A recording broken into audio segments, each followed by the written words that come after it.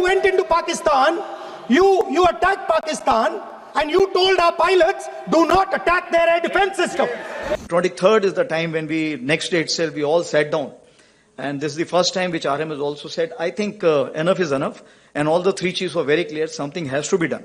Meaning you told our pilots, go and attack and face the air defense system of Pakistan. Meaning you tied their hands behind their back. Free hand was given, of course, that you decide what is to be done. And that is the kind of a confidence with the political directions and political clarity for the first time we saw.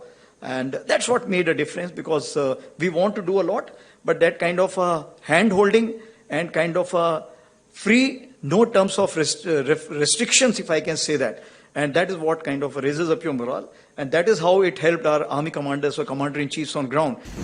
If you had listened to me here,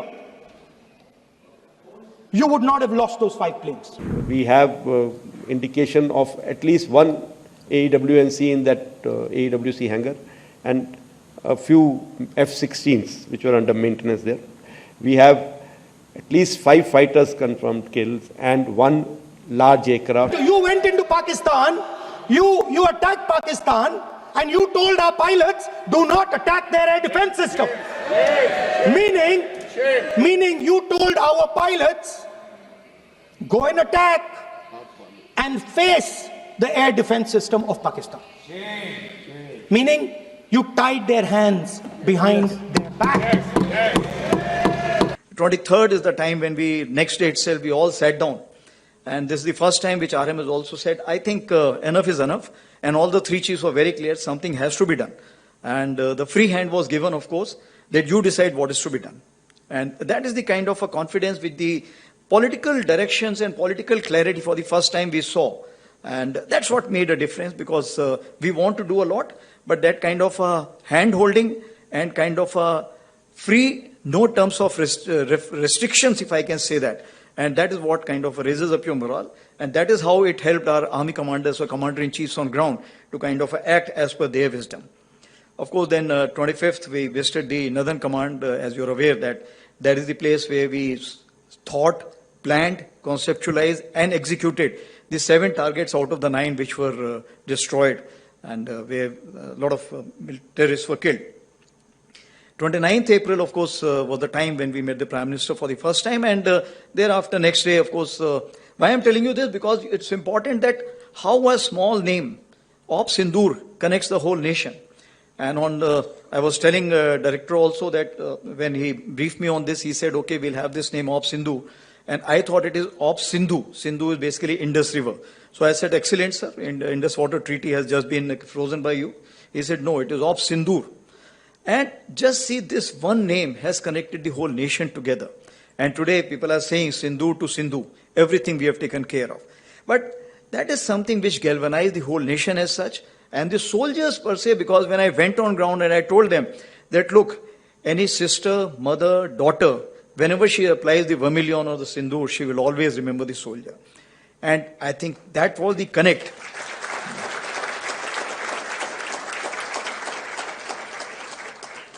And I think that was the connect which they brought the whole nation together for one cause. And that is the reason I think the whole nation was saying, why have you stopped? I think that's the question which was being asked. But of course, that has been amply answered by. So the strategic clarity was in dime. That is diplomatic, information, military and economic.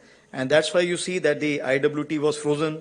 Then High Commission strength was reduced. The defense personnel were moved out. Persona non grata, they were declared. And visas were revoked. Because when you go for such kind of offensives, what happens? You need to always look at what the other side is thinking and how this chess is going to get played. So what we did, we created a red team. So this time what we did differently, as far as Uri, you are aware that it was 2016, it was a shallow thrust and it was launch pad we were looking at. It is basically to convey a message. As for Balakot in 2019, we were looking at penetrating through J&K, going across to training camps which are in Pakistan, and again a kind of giving a punishment. But this time I think that is Pahalgam 25, it was wide and deep where we hit the heartland. This was the first time we hit the heartland, and of course our target was the nursery and the masters. And like I told you, and this has never been done, and even Pakistan was not expecting that the heartland will be hit. And that's what came as a shocker to them. But were we prepared for it? Yes, we were prepared for it to absorb the blowback which will come up. So finally, we chose 5 targets in Jammu and Kashmir and 4 targets in Punjab, and out of which 2 were with the Air Force, because the kind of ammunition which was required was much more. And it's such a long range, if you have to send it, then the options are either with the Army, Navy, Air Force, long range weapons, or with the Air Force. So we decided to go with the Air Force, and it helped us because thereafter all the kind of, if I can say that the rebounds which were taking place or the blowbacks which were taking place, but what is important, it was a new normal. It was a new normal where our forces were always prepared for a conventional operations. So though we were trying last 1 year that what is gray zone and what is multi-domain operations, but people were still not ready for it. But this is the time that our ground forces were actually playing chess. How many were going forward? How many were staying back? How many were moving somewhere else? So this kind of a chess move was there. So in this chessboard of 64, something was visible, something was not visible. And something which was not visible, maybe other countries may be helping out to kind of make them visible for the adversary. If you don't believe me, 1 second. If you don't believe me, General Rahul Singh, during a FICCI event, May 11th, when the DGMO level talks were going on, Pakistan actually was mentioning, we know that you such and such important vector is primed and ready for action. I would request you to perhaps pull it back. And he says, so it is very clear they were getting live battlefield inputs from China.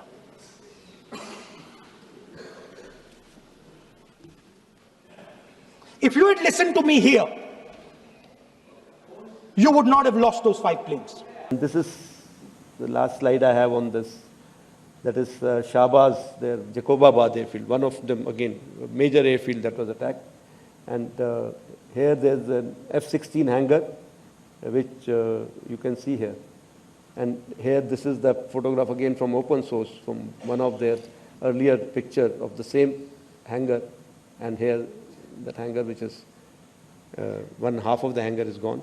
And I'm sure there were some aircraft inside which have got damaged there. So if I can just sum it up, what we were able to get there at least 2 command and control centers in like Murid and Chaklala that I have shown you one of the pictures. At least 6 radars, some of them big, some of them small. 2 SAGW system that is in Lahore and Okara. Then of course runway at Sargodha and Rahimya Khan.